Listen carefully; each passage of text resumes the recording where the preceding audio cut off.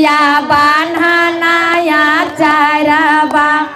बान्हनाया चरवा शिष्या बान्हनाया चरवा बान्हनाया चरवा शिष्या बान्हनाया चरवा शिव गुरु देलखिन दाया के मोटरिया हो शिष्या बान्हनाया चरवा शिव गुरु देलखिन दाया के मोटरिया हो शिष्या बान्हनाया चरवा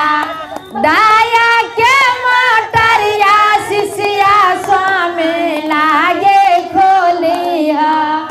दाया के मोटरिया शिष्या स्वामी लागे खोलिया स्वामी लागे खोलिया गे शिष्या स्वामी लागे खोलिया लाग जाए रोजी रोजगारवा गे शिष्या बान्हनाया चरवा लाग जाए रोजी रोजगारवा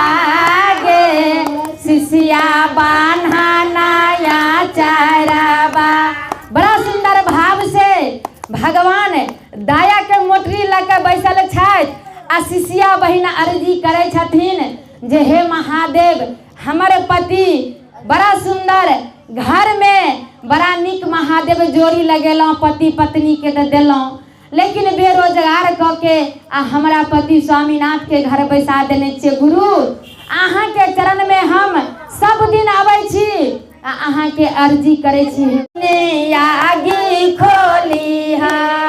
मिल जाई चारहचा संगतिया गे शिष्या बान्हनाया चरवा मिल जाए चारहचा संगतिया गे शिष्या बान्हनाया चरवा बान्हनाया चरवा शिष्या बान्हनाया चरवा बान्हनाया चरवा शिष्या बान्हनाया चरवा शिव गुरु देलखिन दाया के मोटरिया गे शिष्या बान्हनाया चरवा शिव गुरु देलखिन दाया के मोटरिया गे शिष्या बान्हनाया चरवा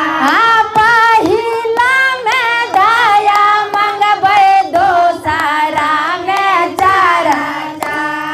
पहिला में दाया मंगबै दोसरा में चरवा तीसरा में नामन करबै लागे नाही खर्चा तीसरा में नामन करबै लागे नाही खर्चा मिल जाई दाया के मोटरिया गे शिष्या बान्हनाया चरवा मिल जाई दाया के मोटरिया गे